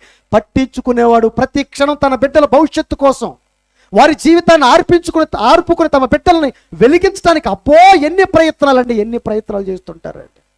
మా బిడ్డలు మా బిడ్డలు మా బిడ్డలు మా బిడ్డలు అని మాట్లాడుతున్న నువ్వు కూడా ఒక తండ్రికి బిడ్డవన్న సంగతి మరిచి, అయ్యో నా పిల్లల కోసం నేను ఇంత తాపత్రయపడుతున్నానే, నా పిల్లల్ని ఇంత ప్రేమిస్తున్నానే, నా పిల్లల్ని ఇంత పట్టించుకుంటున్నానే అంటే పరలోకమందున్న కన్న తండ్రిని దేవుడు కూడా నన్ను ఇదే విధంగా ప్రేమిస్తాడు కదా అని నీకు అర్థం కావాలి. నీ కడుపును పండిస్తే ఎప్పుడైనా తండ్రి ప్రేమ అర్థమైందా అండి? ఆ తండ్రిని పట్టించుకున్నావండి? పట్టించుకున్నావా? తండ్రి, నా ఆస్తి పోయినా పర్లేదు కన్న తండ్రి, నా ప్రాణం పోయినా పర్లేదు కన్న తండ్రి, నీ ఉనికిని ఈ ప్రపంచానికి చాటి చెబుతాను. నిన్నెవరైతే పట్టించుకోవట్లేదో ఈ ప్రపంచంలో, నిన్నెవరైతే ఈ ప్రపంచంలో గుర్తించట్లేదో ఆ ప్రపంచంలో నిన్ను ఎలుగెత్తి చెబుతానయ్యా, నీ ఉనికిని స్థాపిస్తాను తండ్రి. అవసరమైతే నా ప్రాణం పోయినా ప్రభు అయిన నిన్ను నా హృదయంలో ప్రతిష్ఠించుకుని ఈ ప్రపంచంలో ఉన్నతంగా నిన్ను తీర్చిదిద్దానని నిర్ణయం మనం తీసుకున్నామా? కావాలంటే చెప్పండి, వారం వారం చర్చకొస్తాం. ఏమన్నా మీటింగ్ ఉంటే చెప్పండి, ఒక 1000, 2000, 3000, 4000, 5000 ఇస్తాం. చర్చి కట్టుకుంటే చెప్పండి, కావాలంటే 1,00,000 రూపాయలు ఈ ముఖం మీద పడేస్తాం. అంతకు మించి దేవుని పట్టించుకోమంటే మా వల్ల కాదండి. అయిపోయిందా? చర్చి కట్టారు, 1,00,000 రూపాయలు ఇస్తే అయిపోయిందా? ఒక కార్యక్రమం పెట్టారు, 2000 ఇస్తే అయిపోయిందా? అదే పట్టించుకోవటం అంటే? మరి మీ పిల్లల విషయం, నీ భార్య విషయం, నీ భర్త విషయం అంటే నీ వాళ్ళను అనుకున్న వాళ్ళను పట్టించుకునే విధానం వేరు, కానీ దేవుణ్ణి పట్టించుకునే విధానం చెప్పండి. మీరు ఏం పట్టించుకుంటున్నాం? ఏం పట్టించుకుంటున్నామండి మనం? ఏం పట్టించుకోవట్లేదు. మన అందరం కూడా దేవుడిని ఊరికే నటన చేస్తున్నాం అంతే. అలా ఉంటే దేవుడికి ఎలా ఉంటుంది? ఎలా ఉంటుంది చెప్పండి? ఆయన ఎలాంటివాడో తెలుసండి? ఆయనకి ఇచ్చే స్థానం వేరే వాళ్ళకి ఇస్తే ఆయన ఒప్పుకోడండి. అందుకే నాకంటే ఏమన్నాడు? నాకంటే ఎవరిని ముందు పెడితే నేను తట్టుకోలేను. మీ ప్రేమ నాకు మాత్రమే, మొట్టమొదటికి నాకు మాత్రమే సొంతం కావాలని స్వార్థమైన ప్రేమ అయింది. స్వార్థమైన ప్రేమలో అలా మనం ప్రేమించగలుగుతున్నామండి ఆయన. అందుకే ఆకాశం ఆలకించు, భూమి చెవియొగ్గు. వారిని కూడా తల్లిదండ్రులు చేశాను, వారి గర్భాలను కూడా పండించాను. వారి పిల్లలను చూసిన తర్వాతనే వాళ్ళకి అర్థమవుతుందేమో అనుకున్నాను, కానీ వాళ్ళకే అర్థం కాలేదు. పోనీ కనీసం వాళ్ళు పెంచి పెద్దవాళ్ళని చేస్తారు, చివరికి వచ్చేసరికి పట్టించుకుంటారు మన వాళ్ళు. ఎంత పట్టించుకున్నా వాళ్ళు పట్టించుకుంటారా? పట్టించుకునే దేవుడిని పక్కన పెట్టారు, పట్టించుకునే కొడుకుని నెత్తినేసి తిరిగారు. తర్వాత ఆడు ఏం చేస్తాడు? కొడుకు కావాలి, కొడుకు కావాలి, కొడుకు కావాలి, ఎగరేసి తనటానిక? అంతే కదండి. నా బిడ్డ బంగారపు కొండ, పెడతాడు బండ నీ మీద, అందులో తిరుగులేదు. దేవుణ్ణి పట్టించుకోకుండా ఎంత కాలం అయితే ఈ ప్రపంచం తిరుగుతుందో అట్టి వాడికి ఇదే తిరస్కరణకు గురికి రాక తప్పదు. గుర్తుపెట్టుకోండి. ఏ తండ్రిని ఏడిపిస్తుందో ఈ ప్రపంచం, ఏ తండ్రి ఉసురు కట్టుకుంటుందో ఈ ప్రపంచం, మరలా తిరిగి అది నీ మీద రాకపోతే నన్ను అడగండి. రాసుకోండి మీరు, ఇది ఆ పెయిన్ ఏంటో మీరు అనుభవిస్తారు అందులో, నో డౌట్. రాసుకోండి మీరు. నువ్వు ఏం విత్తుతావో అదే పంట కోసుకుంటావు. మామిడి చెట్టు ఇస్తే జామ చెట్టు రాదు కదండి, మల్లి చెట్టు విత్తే గులాబీ చెట్టు రాదు కదండి. ఏం చేసావు నీ తండ్రి పట్ల నీ విధేయత? నీ తండ్రిని ఏం పట్టించుకున్నావని రేపొద్దు నీ పిల్లలు నిన్ను పట్టించుకోవాలి. పక్షపాతం ఏమీ లేదన్నాడు. అర్థమవుతుందా అండి? అందుకే భయము లేదు, భక్తి లేదు. ఆయనే తొలకరి వర్షం, ఆయనే కడవరి వర్షం, ఆయనే ఋతువులు రప్పిస్తున్నాడు, ఆయనే పంటలు రప్పిస్తున్నాడు, ఆయనే కోతకాలం రప్పిస్తున్నాడు అనుకునేవాడు ఎవ్వడూ లేడట. వాళ్ళ మనసులో అనుకోవట్లేదట. ఇవన్నీ కూడా దేవుడి కార్యక్రమాలను ఆలోచించట్లేదట. ఆ నిర్ణయాలను పక్కన పెట్టి ఇష్టానుసారంగా బ్రతుకుతున్నారు. తత్ఫలితంగా ఈరోజు మనందరం కూడా అనుభవిస్తున్నాం. ఎప్పటికి అర్థమవుతుందండి ఈ ప్రపంచానికి? చెప్పండి. ఎన్ని ప్రశ్నలు అంటే తెలుసండి దేవుడు బైబిల్ గ్రంథం చదివితేనండి, మనసు పెట్టి ఈ గ్రంథాన్ని కనుక మనం చదివితే ఎన్ని ప్రశ్నలండి బైబిల్లో. ఆయన అంటాడు, ఒరే నేను 1000 ప్రశ్నలు వేస్తే ఒక్కదానికి నువ్వు సమాధానం చెప్పగలవా? ఒకనాడు ఒక ఆయన్ని అడిగాడు ప్రశ్నలు. ఎవరిని అడిగాడు చెప్పండి గట్టిగా? వెరీ గుడ్, యోబు గారిని అడిగాడు. ఏమని అడిగాడు? యోబు నడుం కట్టుకో ఒకసారి. నేను భూమికి పునాది వేసినప్పుడు ఏమన్నాడు? నేను భూమికి అక్కడే ఆగిపోవాలి, ప్రపంచం అక్కడే దిమ్మ తిరిగి ఏమైపోవాలి? మైండ్ ఓపెన్ అవ్వాలి, బ్లాక్ అవటం కాదు. ఏమవ్వాలి? అప్పుడే ఓపెన్ అవ్వాలి. ఏంటి భూమికి పునాదా? ఏంటి భూమి ఏమో స్వేచ్ఛాతలంలో శూన్యంలో వెళ్ళడం, దానికి పునాది ఏంటి? బిల్డింగ్ పునాది అంటే విన్నాం. ఏమండి? దేనికైనా ఆధారం, ఒక బేస్ ఉండాలి. ఇప్పుడు నిలబడిందంటే కింద ఒక బేస్ ఉంది, ఈ టేబుల్ నిలబడిందంటే బేస్ ఉంది. ప్రతిదానికి ఒక బేస్ ఉంది కదండి, ఒక ఆధారం ఉంది. మరి భూమి ఎలా నిలబడింది? అందుకని చెబుతున్నాడు, భూమికి పునాది వేసింది నేను. నువ్వు వేసావురా? మీ తాత ఏమైనా వేసాడా? లేదుగా. మరి ఎలా నిలబడింది అక్కడ అని అడుగుతున్నాడు. అది అక్కడ ప్రశ్న. నేను భూమికి పునాది వేశాను. ఎంత పెద్ద భూమి అండి! ఇవాళ హైదరాబాద్లో 4-10 అంతస్తులు 20 అంతస్తులు కట్టాలంటే అబ్బో లోపడకు తువ్వేసి ఇంత ఓసలో ఇంత రాడ్డులు సిమెంట్ అన్ని పోసేసి 10 అంతస్తులు నిలబెట్టాలి. భూమిని నిలబెట్టడానికి ఆయన దేంతో పునాది వేసాడు? ఆలోచించామండి? ఎలా నిలబడిందండి? పడిపోతే హ్యాపీగా ఉన్నాం కనుక, ఏం కదలట్లేదు కనుక, శబ్దం లేదు కనుక మనకేం అర్థం కావట్లా. నేను చెప్తున్నా 1,11,600 కిలోమీటర్లు తిరుగుతున్నా మనకేమీ శబ్దం లేదట. ఆయన జ్ఞానం అది, ఆయన ప్రజ్ఞ అది, ఆయన కార్యక్రమాలు అవి. అందుకే అంటాడు, దేవా నీ కార్యక్రమాలు ఎంత దొడ్డవి. ఆ కార్యక్రమాలను, ఆ ఆలోచనలను పశుప్రాయులు వివేచించరు, గ్రహించరు వాళ్ళు అని 8వ వచనంలోకి వచ్చేసరికి ఏం మాట్లాడుతున్నాడు చూడండి ఒకసారి. 8వ వచనంలోకి వచ్చేసరికి ఏమని మాట్లాడుతున్నాడు? సముద్రము దాని గర్భము నుంచి పొర్లి, సముద్రము దాని గర్భంలోంచి పొర్లి ఏమన్నాడు? పొర్లి రాగా, ఏమండి అల్లలు వస్తాయి కదండి, సముద్రంలోంచి అల్లలు వస్తాయి. ఎక్కడి నుంచి వస్తున్నాయట అల్లో? చెబుతున్నాడు, సముద్ర గర్భంలోంచి అల్లలు వస్తున్నాయట. సముద్రము దాని గర్భము నుంచి ఏమండి పొర్లి రాగా తలుపులు చేత దాన్ని మూసినవాడు ఎవడరా? దేవుడు అడుగుతున్న ప్రశ్న అండి. సమాధానం చెప్పగలరండి ప్రపంచం? ఏమండి 3 వంతులు నీళ్ళు ఉన్నాయి, పెద్ద పెద్ద సముద్రాలు ఉన్నాయి. ఒక్క సముద్రం పొంగింది అనుకోండి, ఒకవేళ మన పరిస్థితి ఏంటి? అసలు ఆ మంచు కొండలు కరిగితేనే భూమి నిండిపోద్దట. ఇక సముద్రం పొంగితే ఏమైనా ఉందా అండి? ఇప్పుడు ఆ సముద్రం అన్ని నీళ్లున్నా 3 వంతులు నీళ్ళు ఉన్నాయి, 1 వంతు మాత్రం 6 నెలలు ఉంది. ఒకవేళ అలలు గనక భూమి మీదకి వస్తే మనం అందరం కూడా ఏమైపోతాం? జలసమాధి అయిపోతాం. నో డౌట్, నో డౌట్ అందులో. కానీ ఇక్కడ ఏం చెప్తున్నాడు? అయ్యా యోబు, నువ్వు ఆలోచించు, సముద్రంలోంచి గర్భంలోంచి అలలు పొంగుకొస్తున్నాయి, అవి భూమి మీదకి రాకుండా తలుపేసింది ఎవడరా అని అడుగుతున్నాడు. సముద్రానికి ఏం వేశాడు? సముద్రానికి ఏం వేశాడు? గట్టిగా చెప్పండి. సముద్రానికి ఏం వేశాడు? మన ఇంటికి తలుపే, సరైన తలుపేసుకోం మనం. ఇంటికి తలుపేయాలంటే ఎన్ని జాగ్రత్తలు. కానీ సముద్రానికి తలుపేశాడట ఆయన. మళ్ళీ కిందకు వచ్చారు, గడి పెట్టాడు. గడి నమ్మరని అప్పుడప్పుడు కొన్ని ఉదాహరణలు చూపిస్తాడులేండి ఆయన. 2004లో ఊరికే తలుపులా తీసాడు అంతే. ఇలాగా 2004లో సునామీ వచ్చింది తెలుసా మీకు? ఊరికే తలుపులా తీసాడు. నమ్మం కదా మనం, ఏదైనా చూస్తే కానీ నమ్మం మనం. తోమా లాంటి వాళ్ళం కదా మనం, ఏరు పెడితేనే నమ్మం అంటాం కదా. అందుకే అప్పుడప్పుడు భూమిని ఇట్లా చీలుస్తాడు, అప్పుడప్పుడు సముద్ర డోర్లు ఇలా ఓపెన్ చేస్తాడు. అప్పుడప్పుడు మరి ఆయన ఉన్నాడని ఉనికి చాటాలి కదండి. ఎంతమంది పోయారు? ఎంతమంది పోయారండి? ఎంతమంది పోయారు? సుమారు 5 లక్షల మంది పోయారు. ఏమండి, సుమారు 5 లక్షల మంది పోయారండి. ఏంటి, జస్ట్ అలా తలుపు తీసినందుకు పూర్తిగా తీస్తే మన పరిస్థితి ఏంటి? అందుకే అడుగుతున్నాడు, సముద్రానికి ఆ అలలు రాకుండా ఎవడరా తలుపేసింది? ఏమంటే ఇర్మియా గ్రంథంలో అంటే నిత్య నిర్ణయము చేత ఇసుకను సరిహద్దుగా నియమించిన వాడు ఎవడు? అదే ఇర్మియా గ్రంథం 5వ అధ్యాయం 2వ వచనం తర్వాత చదువుకోండి. నిత్య నిర్ణయము చేత నిర్ణయించాడట. ఇసుకకు ఒక నియమం ఇచ్చాడంట. ఇసుక ఒక ఆజ్ఞ ఇచ్చాడంట. ఏంటి ఆజ్ఞ? నిత్య నిర్ణయము చేత దానికి ఇసుకను సరిహద్దుగా నియమించిన వాడు ఎవడు? వర్షానికి తండ్రి ఉన్నాడా? నక్షత్రాలు నువ్వు వాటి కాలాలు నువ్వు రప్పించగలవా? కాకి పిల్లలకు ఆహారం పెట్టేవాడు ఎవడు అని ఆ ప్రశ్నలన్నీ చదువుతుంటే నిజంగా ఇవన్నీ ఎవరు చేయగలరండి?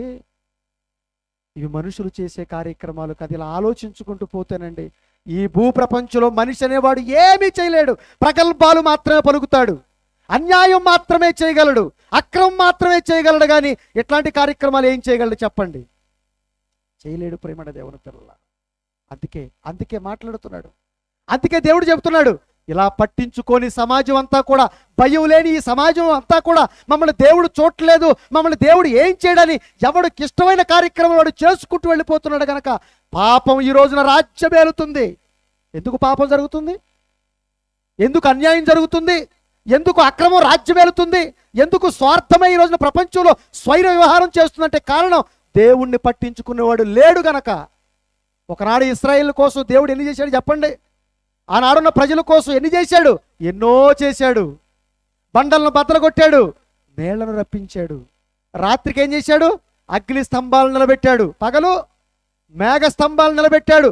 చెప్పులు అరగక, బట్టలు మాయక, అప్పప్ప వాళ్ళ కోసం ఎన్ని కార్యక్రమాలు వాళ్ళ కళ్ళ ముందు ఎన్నో అద్భుతాలు చేశాడండి. అయినా వాళ్ళు ఏమన్నారో తెలుసండి? చూస్తారా?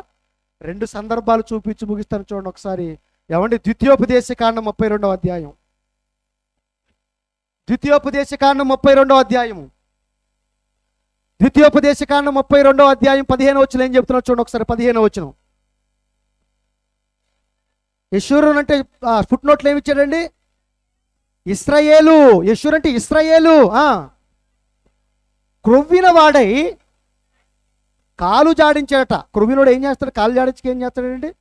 అదే అతను చేసే పని. క్రొవ్విన వాడై కాలు జాడించాడు. తర్వాత ఏం చేశాడు? నువ్వు కొవ్వి బాగా మదం ఎక్కి ఏమన్నాడండి? బాగా బలిసి కొట్టుకుని మందుడు అయిపోయాడు అంటే జ్ఞానం లేని వాడిగా మారిపోయాడట.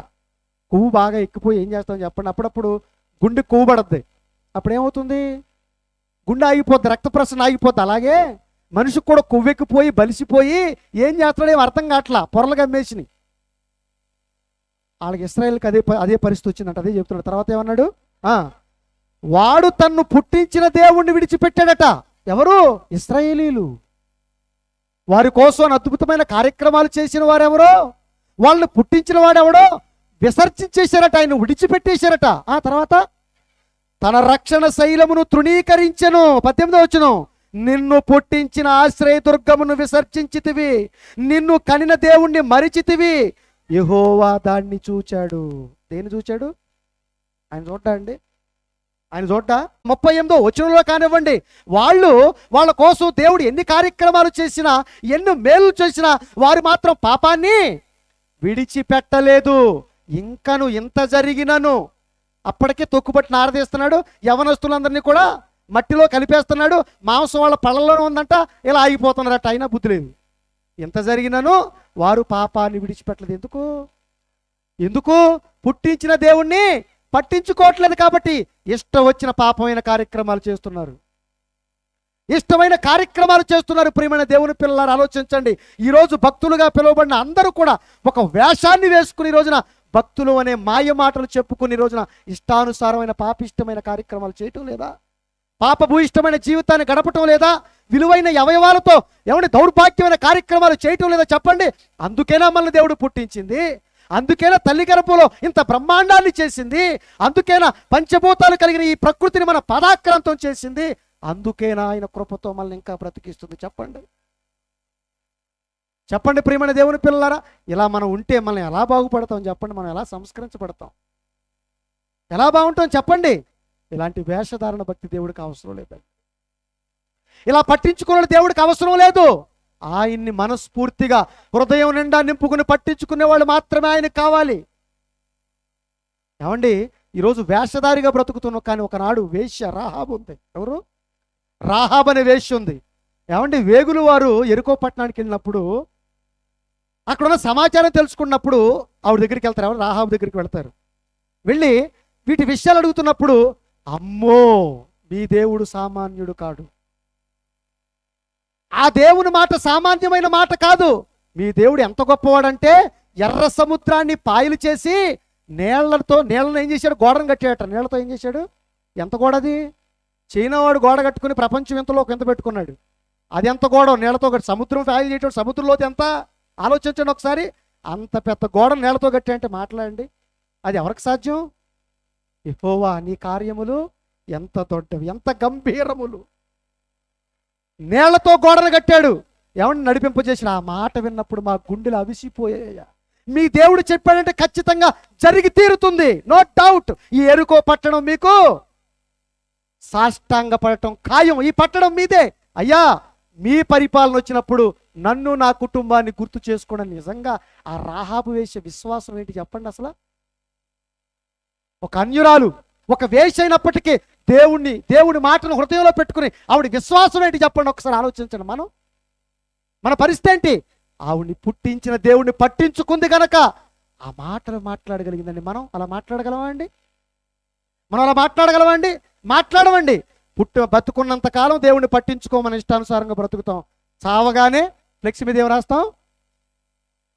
చావగానే ఏం రాస్తాం ఫ్లెక్స్ మీద? చెప్పండి గట్టిగా. ఫలానా ఉదయ భాస్కర్గా చనిపోయాడు, నరకస్తులైన ఎవడని రాస్తాడండి? నరకానికి వెళ్ళటం ఎవరికి ఇష్టం లేదండి. ఎప్పుడైనా చూశారు పోనీ మీరు ఎక్కడైనా? తాగి చచ్చినా, వ్యభిచారం చేసి చచ్చినా, మోసం చేసి చచ్చినా వాడు మాత్రం స్వర్గస్థులైనారు, కీర్తిశేషులైనారు. నరకస్తులైనారు అని ఎక్కడైనా మీరు చూశారా? రాశారా? రాయరు కదండి. రాస్తారా? అందరూ స్వర్గానికి వెళ్ళిపోవాలా? భూమి మీద బ్రతుకున్నంత కాలం ఎవరు పుట్టించారో అర్థం చేసుకోకుండా, పట్టించుకోకుండా ఇష్టానుసారంగా బ్రతికావు. చావగానే పాస్టర్ గారు వచ్చి ప్రార్థన చేస్తే ఎక్కడికి వెళ్ళిపోవాలి? సరాసరి ఎక్కడికి వెళ్ళిపోవాలండి? దేవుడి దగ్గరికి వెళ్ళిపోవాలట. ఏం చేసావమ్మా? ఏం సాధించావు? ఏం పట్టించుకున్నావు? భూమి మీదకి వచ్చిన జీవితమే నిజం అనుకున్నావు. ఎప్పుడు పోతావో తెలియని జీవితాన్ని గ్యారంటీ అనుకున్నావు. ఆస్తులు అన్నావు, అంతస్తులు అన్నావు, చెత్త అన్నావు, చెదారం అన్నావు, పిల్లలు అన్నావు, కార్యక్రమాలు అన్నావు, లోకం అన్నావు. నీ ఇష్టానుసారంగా బ్రతికావు. నీకు ఖాళీ ఉన్నప్పుడు దేవుడు అన్నావు. నువ్వు స్వర్గానికి వస్తావా? ప్రభువా నీ మాటలు వింటే భయం వేస్తుందయ్యా. ఎవరికి భయం వేసింది? మనకు భయం వేయదు, అపోస్తులకు భయం వేసింది. ఎవరికి భయం వేసిందండి? యేసుక్రీస్తు వారు వెనకాలను అపోస్తులకు భయం వేసింది. ప్రభువా అయ్యి బాబోయ్, రక్షణ పొందేవాళ్ళు కొద్దిమంది అనేట్లయితే కొద్దిమందే. ఎందుకంటే నా తండ్రిని పట్టించుకున్నాడు ఈ భూమి మీద లెక్క పెడితే వేళ్ల మీద అక్కడక్కడ ఉంటారు. అంతే. ఎక్కడ ఉంటారు? ఇక్కడ కూర్చున్న మీరందరూ కూడా గుండె మీద చేసుకుని ఆలోచించండి. గుండె మీద ఆలోచించండి మీరందరూ కూడా. నిజంగా ఈ దేహంలో ఉన్న ప్రతి అవయవం ఆయనదైనప్పుడు, నువ్వు అనుభవించే ప్రతి శ్వాస నిశ్వాస ఆయనదైనప్పుడు, నువ్వు అనుభవించే ప్రకృతిలో ఉన్న ప్రతి అణువు ఆయనదైనప్పుడు నీ బ్రతుకుని ఎవరికి ఇవ్వాలి న్యాయంగా?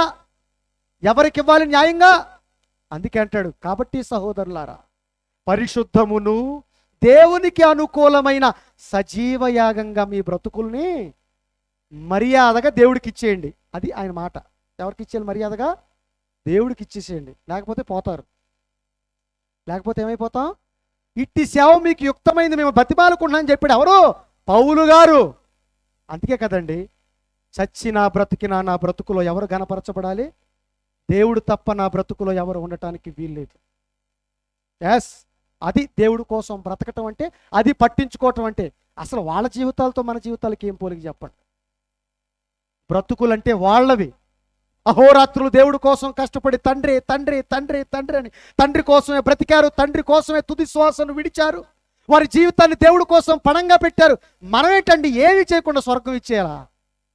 అందుకే ప్రభువా ప్రభువా ఎక్కడుంది ఇది? లూకాసు సువార్త 13వ అధ్యాయం 23వ వచనం నుంచి చదవండి, బాగుంటుంది. ఈ సందర్భం చూసి ముగించుకుందాం. చూడండి 23వ వచనం. 23వ వచనం ఏముందండి? ఒకడు ప్రభువా రక్షణ పొందువారు కొద్దిమందేనా అని ఆయన అడుగుతున్నారట. ఎవరిని? యేసుక్రీస్తు. డౌట్ వచ్చేసింది వాళ్ళకి. మనకు డౌట్ రాదు. ఎన్ని సంవత్సరాలు ఈ దైవ సేవకులు ప్రసంగాలు చెప్పి మనకు మాత్రం డౌట్ రాదు. నిజంగా నేను చేసే పనుల వలన, నిజంగా నేను చేసే ఈ భక్తి వల్ల నాకు పరలోకం వస్తుందంటాను ఎప్పుడైనా ఆలోచించారండి మీరు? నిజం చెప్పండి. నేను చేసే భక్తి వలన, నేను బ్రతికే ఈ బ్రతుకు వలన నేను దేవుడికి సంతృప్తినిచ్చే బ్రతుకునే బ్రతుకుతున్నానా? దేవుడికి సంతోషాన్ని తీసుకొచ్చే బ్రతుకు నేను బ్రతుకుతున్నానా? నా మాట, నా బ్రతుకు, నా తీరు, నా ప్రవర్తనతో నా తండ్రి సంతోషపడతాడా? ఈ క్షణమే నాకు మరణం వస్తే, ఈ రోజే నాకు మరణం వస్తే ఖచ్చితంగా నేను పరదేశికి వెళతానా అన్న నమ్మకం ఎవరికైనా ఉందా? చేయత్తం చేయలేపండి ఎవరైనా. అంత ధైర్యం మనకుందా? అంత ధైర్యం మనకుందా? కానీ పౌలుకుంది. నా మట్టుకు బ్రతుకుట క్రీస్తు, చావైతే ప్రాఫిట్. ఎందుకంటే నమ్మకం ఉంది ఆయనకి. మనకి ఆయన పట్టించుకున్నాడు కనుక నమ్మకం ఉంది. రక్షణ పొందువారు కొద్దిమంది అంటే ఆయన ఏమన్నాడు? ఆయనేమో వారిని చూచి ఇరుకు ద్వారమును ప్రవేశించనంటే, ఈ రక్షణ పొందేవాళ్ళు ఏ మార్గం ఉన్నారట? ఇరుకది చాలా ఇరుగ్గా ఉంటుంది. ఇరుక్కి వెళ్ళటం అంటే ఎవరన్నా ఇష్టపడతారండి? ఇరుకు రోడ్లోకి వెళ్తాక ఇష్టపడతాం. మేము వస్తున్నాం హైదరాబాద్, ఏలూరు నుంచి హైదరాబాద్ వస్తున్నాం. ఇప్పుడు సిటీలో నుంచి రాకుండా మేము ఎక్కడి నుంచి వచ్చాం? ఓఆర్ఆర్ మీద వచ్చి అవుట్ రింగ్ రోడ్డు. ఎందుకంటే విశాలంగా ఉంది రోడ్డు. మనం కూడానండి భక్తి విషయం అనేది నల్లేరు మీద నడకనుకున్నాం మనం. కాదు, భక్తి చేయటం అంటే సామాన్య విషయం కాదు. తెలుసా మీకు? భక్తి చేయటం అంటే చాలా ఈజీ అనుకున్నాం. అది ఎలాంటిదంటే అది చాలా ఇరుకైన మార్గం. దేవుడి కోసం బ్రతుకునివ్వటం అంటే కష్టం కాదా? దేవుడి కోసం పూర్తిగా మన జీవితాన్ని నడిపించాలంటే, దేవుణ్ణే పట్టించుకోవాలంటే, దేవుణ్ణే ప్రేమించాలంటే అది మన వల్ల అయిన పని. అందుకే ఇరుకది. ఇరుకు ద్వారమున ప్రవేశించ పోరాడండి. అనేకులు ప్రవేశింప చూస్తారు. అబ్బో మాకు సత్యం వచ్చు, మేము మామూలుగా ప్రసంగాలు చేయట్లేదు, మేము మామూలుగా బ్రతకట్లేదండి, మాకంటే ఎవరండి దేవుడు కార్యక్రమాలు చేసేది?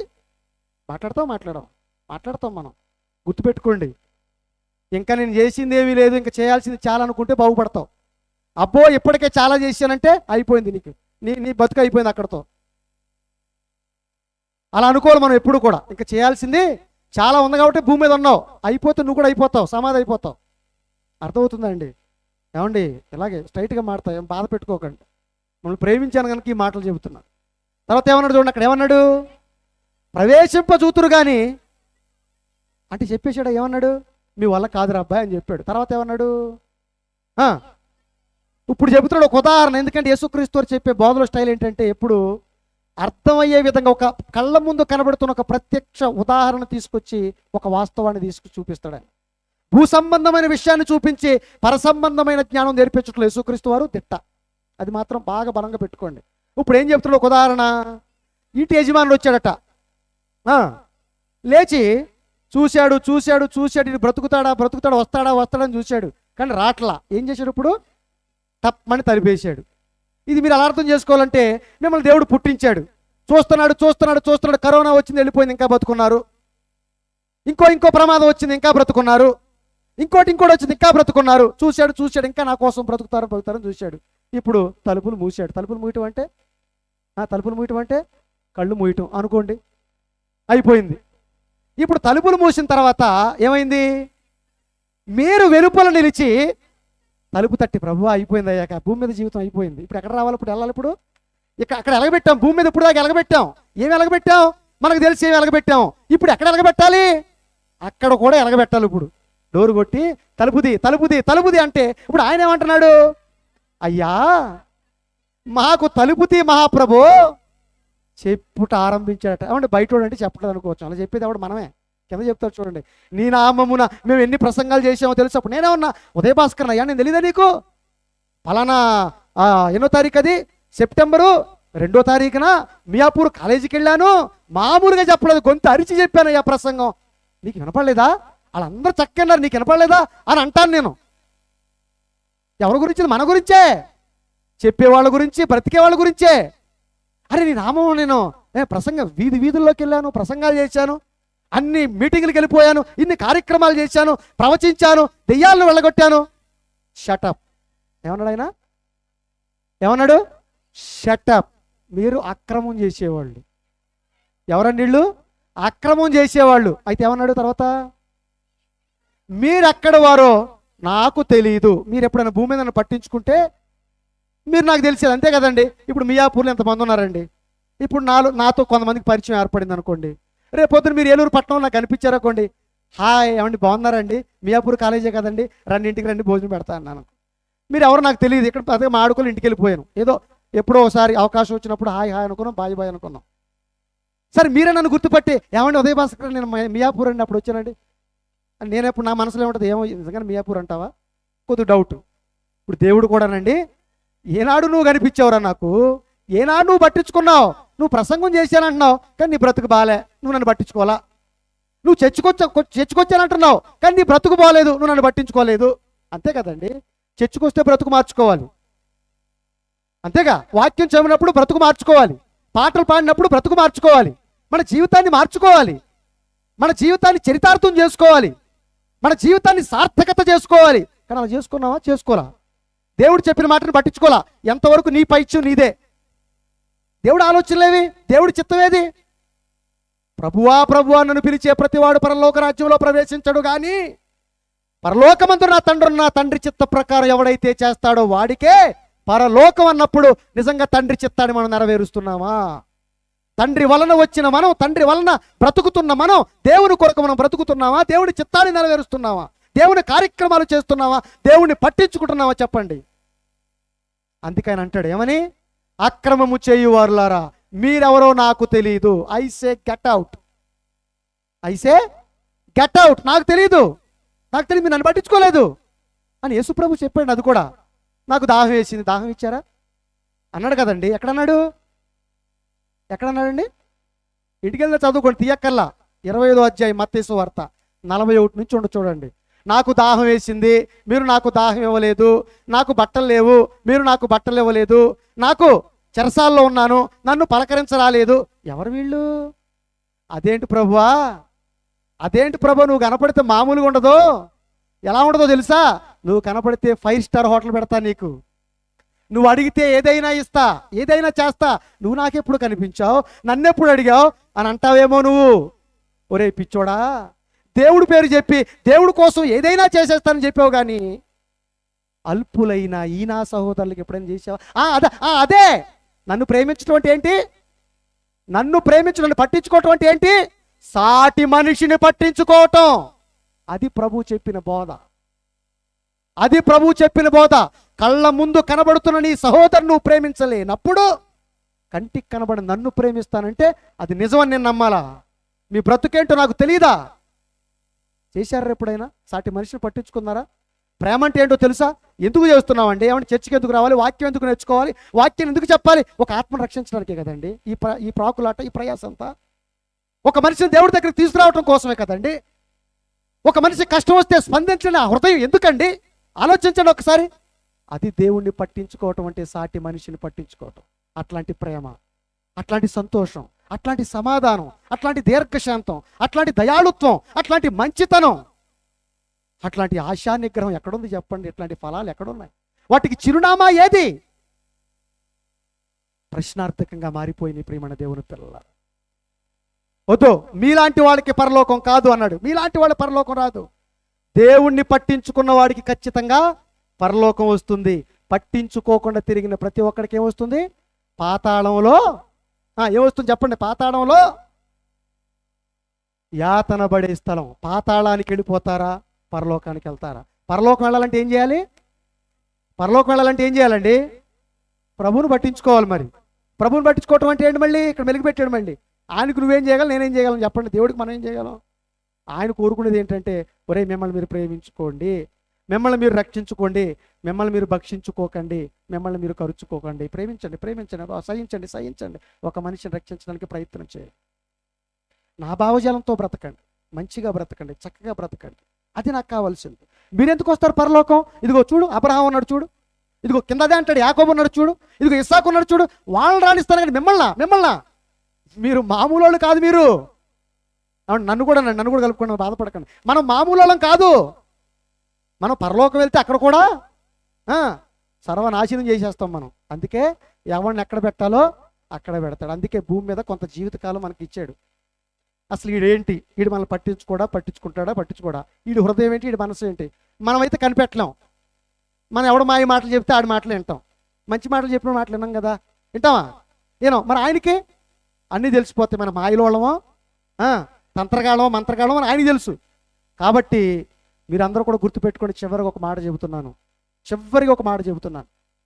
ఏమండి, ఎప్పుడు కూడా నేను బ్రతుకుతున్నానంటే, నేను జీవిస్తున్నానంటే, నేను మాట్లాడుతున్నానంటే ప్రతి చేత ప్రతి మాట దేవుడు నన్ను చూస్తున్నాడు. ఎక్కడున్నా దేవుడు చూస్తున్నాడు. అమ్మో, తప్పు మాట్లాడానా, తప్పు చేశానా, తప్పు జరిగిందా, నా తొక్క తీయటం ఖాయం, నేను ఖచ్చితంగా నరకానికి పోతాను.